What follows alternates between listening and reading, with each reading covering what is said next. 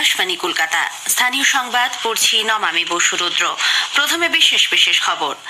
রাজ্যে রেশন বন্টন মামলায় এখনো পর্যন্ত 9 থেকে 10,000 কোটি টাকার দুর্নীতি হয়েছে বলে ইডি জানিয়েছে। সন্দেশখালীর ঘটনার পর রাজ্য স্তরের আধিকারিকদের সঙ্গে কথাবার্তা বলতে ইডি ডিরেক্টর রাহুল নবীন কলকাতায় এসেছেন। রাজ্যে আইন শৃঙ্খলা পরিস্থিতি সন্তোষজনক বলে মুখ্যমন্ত্রী মমতা ব্যানার্জি মত প্রকাশ করেছেন। গঙ্গাসাগর মেলার সূচনা হয়েছে। মুখ্যমন্ত্রী গতকাল এর উদ্বোধন করে পুণ্যার্থীদের 5 লক্ষ টাকা দেওয়ার কথা ঘোষণা করেছেন। রাজ্য সরকারের সম্মতি পেলে চলতি বছর শিক্ষাক্ষেত্রে উচ্চ মাধ্যমিকের নতুন সিলেবাস কার্যকর করা হবে।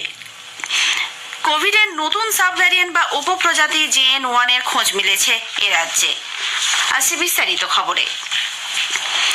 রাজ্যের রেশন বন্টন দুর্নীতি মামলায় এখনো পর্যন্ত তদন্ত যত দূরে গিয়েছে তাতে পাহাড় প্রমাণ দুর্নীতির সন্ধান মিলেছে বলে ইডি জানিয়েছে। গতকাল এক বিবৃতিতে তাদের দাবি 9 থেকে 10,000 কোটি টাকার দুর্নীতি হয়েছে বলে মনে করা হচ্ছে। এর মধ্যে 2,000 কোটি টাকা দুবাইয়ে পাঠিয়ে দেওয়া হতে পারে। এই মামলায় ধৃত খাদ্যমন্ত্রী জ্যোতিপ্রিয় মল্লিক ঘনিষ্ঠ শঙ্কর আঢ্যকে কলকাতায় বিশেষ PMLA আদালত 14 দিনের জন্য ইডি হেফাজতে পাঠায়। অভিযুক্ত কালো টাকা সাদা করা বেশ কয়েকটি সংস্থা চালান বলে ইডির বিবৃতিতে দাবি করা হয়েছে।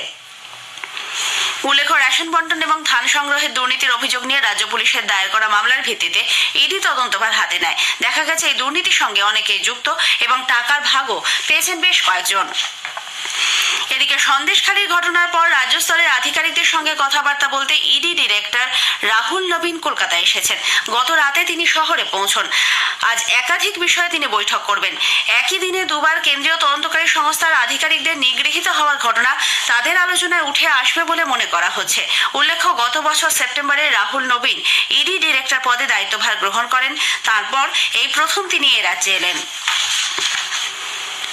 সন্দেশখালীর ঘটনা নিয়ে বিজেপি হাইকোর্টের দ্বারস্থ হয়েছে। গত শুক্রবার ওই ঘটনা ছাড়াও বনগাঁয় শঙ্কর আঢ্যকে গ্রেপ্তারের সময় ইডির ওপর হামলার উল্লেখ করে গতকাল বিজেপির তরফে প্রধান বিচারপতি TS সেবাজ্ঞানম এবং বিচারপতি সুপ্রতিম ভট্টাচার্যের ডিভিশন বেঞ্চে দৃষ্টি আকর্ষণ করা হয়। আগামী বৃহস্পতিবার এই মামলার শুনানি হতে পারে। এ বিষয়ে বিরোধী দলনেতা শুভেন্দু অধিকারী জানান, এই রাষ্ট্রবিরোধী শাহজাহান শেখ শুধুমাত্র রেশন কেলেঙ্কারি নয়, শুধুমাত্র পোর্টের হেরোইন পাচারের কেস নয়, 3-3টে লোকের দেহ লোপাট করা হয়েছে এবং তাদের 2টি মামলা থেকে মমতা পুলিশের আশ্রয়ে প্রশ্রয়ে চার্জশিট মুক্ত হয়েছে।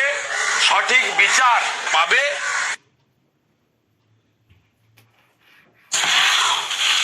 উত্তর 24 পরগনা জেলা পরিষদের মৎস্য কর্মাধ্যক্ষের পদ থেকে শেখ শাহজাহানকে সরিয়ে দেওয়ার সিদ্ধান্ত নিয়েছে তৃণমূল কংগ্রেস পরিচালিত জেলা পরিষদ। সূত্রের খবর, শাহজাহানের পরিবর্তে এখন থেকে ওই পদ সামলাবেন জেলা পরিষদের সভাধিপতি নারায়ণ গোস্বামী। গত শুক্রবার ইডির অভিযানকে ধুন্ধুমানের পর থেকে নিখোঁজ সন্দেশখালীর এই নেতা। এদিকে আইন শৃঙ্খলা নিয়ে প্রশ্ন উঠলেও মুখ্যমন্ত্রী মমতা ব্যানার্জি বাংলার পরিস্থিতিতে সন্তোষ প্রকাশ করেছেন। গতকাল ধনধান্য অডিটোরিয়ামে আয়োজিত অনুষ্ঠানে তিনি জানান, রাজনৈতিক কারণে তিনি বাংলার অপপ্রচার মেনে নেবেন না। এ প্রসঙ্গে দেশের মধ্যে সেরা হিসেবে শ্রীরামপুর থানার কথা উল্লেখ করেন তিনি। বাংলাকে কেউ যদি নিচু করতে চায়, আমাকে গালাগালি দেওয়ার নাম করে, সেখানে আমার আপত্তি থাকে। আপনারা জানেন ভারতবর্ষের মধ্যে শ্রীরামপুর থানা বেস্ট থানা হিসেবে ঘোষিত হয়েছে। তাহলে আইন শৃঙ্খলা যদি ভালো না হয় এই জায়গাটা হবে কি করে? ক্যালকাটা সেপারেট সিটি হিসেবে ঘোষিত হয়েছে, তাহলে কি করে হলো? উল্লেখ্য, বিচারপতি গঙ্গোপাধ্যায়ের বিরুদ্ধে অতি সক্রিয়তার অভিযোগ তুলে তার অপসারণ চেয়ে সুপ্রিম কোর্টে চিঠি দিয়েছে তৃণমূল কংগ্রেস। প্রধান বিচারপতির কাছে লেখা সেই চিঠিতে আদালতকে রাজনীতির মঞ্চ থেকে দূরে রাখারও আবেদন জানানো হয়েছে।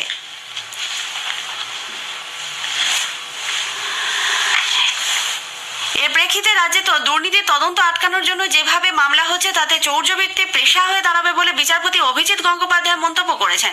গতকাল হাইকোর্ট থেকে বেরিয়ে সাংবাদিকদের তিনি বলেন, আদালতে গৃহীত কিছু সিদ্ধান্তে দুর্নীতিগ্রস্তরা শাস্তি পেয়েছে। তৃণমূল কংগ্রেসের সর্বভারতীয় সাধারণ সম্পাদক অভিষেক বন্দ্যোপাধ্যায়ের সম্পত্তির উৎস কি তা নিয়েও তিনি প্রশ্ন তোলেন।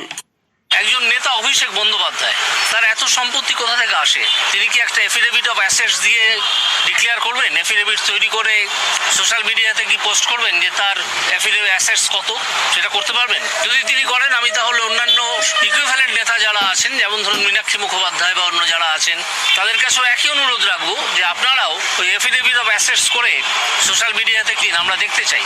সাধারণ মানুষ হিসেবে আমরা দেখতে চাই যে কার কত সম্পত্তি আছে, কে কত সম্পত্তি করেছেন এবং কার সম্পত্তি করার কতটা সোর্স ছিল। এটা কি করতে পারবেন? পারবেন বলে মনে হয় না। পঞ্চায়েত ভোটে কেন্দ্রীয় বাহিনী মোতায়েন নিয়ে আদালত অবমাননার মামলায় নিঃশর্ত ক্ষমা চাইলেন রাজ্য নির্বাচন কমিশনার রাজীব সিনহা।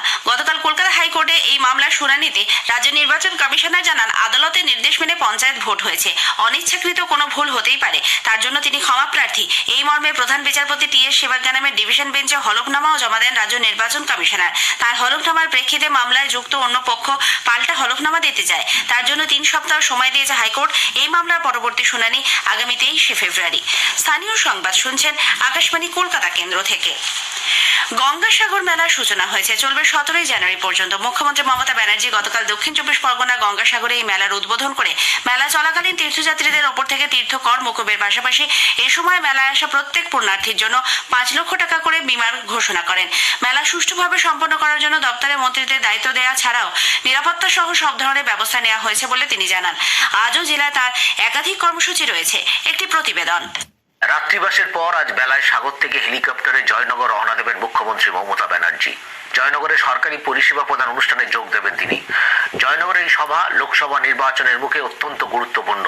গত 13ই নভেম্বর জয়নগরে খুন হন তৃণমূল নেতা সাইফুদ্দিন লস্কর। সেই খুনের পাল্টা একজনকে পিটিয়ে মারা ও সিপিএম কর্মী সমর্থকদের বাড়ি ভাঙচুর, অগ্নিসংযোগ ও লুটপাটের মতো ঘটনা ঘটে। এই ঘটনায় বাম ও শাসক তৃণমূল একে অপরের বিরুদ্ধে কড়া ভাষায় আক্রমণ শানায়। লোকসভা ভোটের কয়েক মাস আগে সেই জয়নগর থেকে কি বার্তা দেন সেদিকে তাকিয়ে রাজনৈতিক মহল। জয়নগরের সভা সেরে তিনি কলকাতায় ফিরবেন। অন্যদিকে সাগর মেলা রীতিমতো জমজমাট হয়ে উঠছে। আজ থেকে মেলার সব রকম সরকারি সুযোগ সুবিধা মিলবে।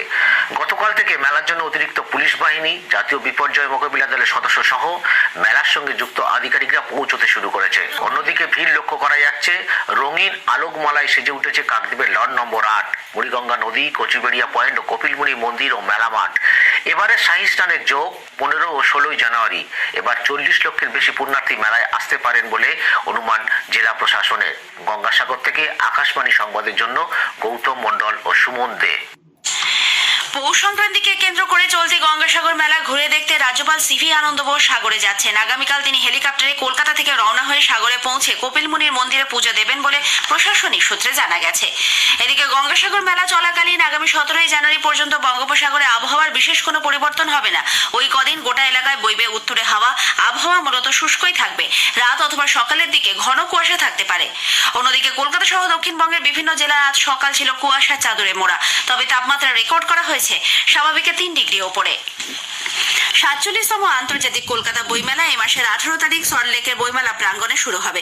উদ্বোধন করবেন মুখ্যমন্ত্রী মমতা ব্যানার্জি। লিটল ম্যাগাজিন সহ ছোট, মাঝারি ও বড় প্রকাশকদের স্টল ও টেবিল মিলিয়ে মোট সংখ্যা 1000। 24শে জানুয়ারি প্রবীণদের নিয়ে উদযাপিত হবে চির তরুণ দিবস। গতকাল কলকাতায় এক সাংবাদিক বৈঠকে পাবলিশার্স অ্যান্ড বুক সেলার্স গিল্ডের সভাপতি সুধাংশু শেখর দে জানান, সরাসরি ও যৌথভাবে আন্তর্জাতিক কলকাতা বইমেলায় অংশগ্রহণ করছে প্রায় 20টি দেশ। 9টি গেট, যার প্রতিটি গেট দিয়েই মেলায় প্রবেশ এবং বেরোনো যাবে। একটি গেট হচ্ছে লন্ডনের টাওয়ার ব্রিজের আদলে, একটি গেট বেথুন স্কুলের 175 বছর উপলক্ষে সেই স্কুলের আদলে। আছে বিশ্ববাংলা গেট এবং তারাশঙ্কর বন্দ্যোপাধ্যায় ও লোরকার 125তম জন্মবর্ষ উদযাপনে তাঁদের স্মরণে গেট। যাদের আমরা গত বছর হারিয়েছি তাদের মধ্যে সমরেশ মজুমদার এবং এএস বায়াটের নামে হচ্ছে বইমেলার 2টি হল। লিটল ম্যাগাজিন প্যাভিলিয়ন সন্দীপ দত্তের নামে। রাজ্য সরকারের সম্মতি পেলে চলতি শিক্ষাবর্ষ থেকেই উচ্চ মাধ্যমিকের নতুন সিলেবাস কার্যকর করা হবে। সেক্ষেত্রে এবছর যারা একাদশ শ্রেণীতে ভর্তি হবেন তাদের নয়া সিলেবাসে পড়াশোনা করতে হবে।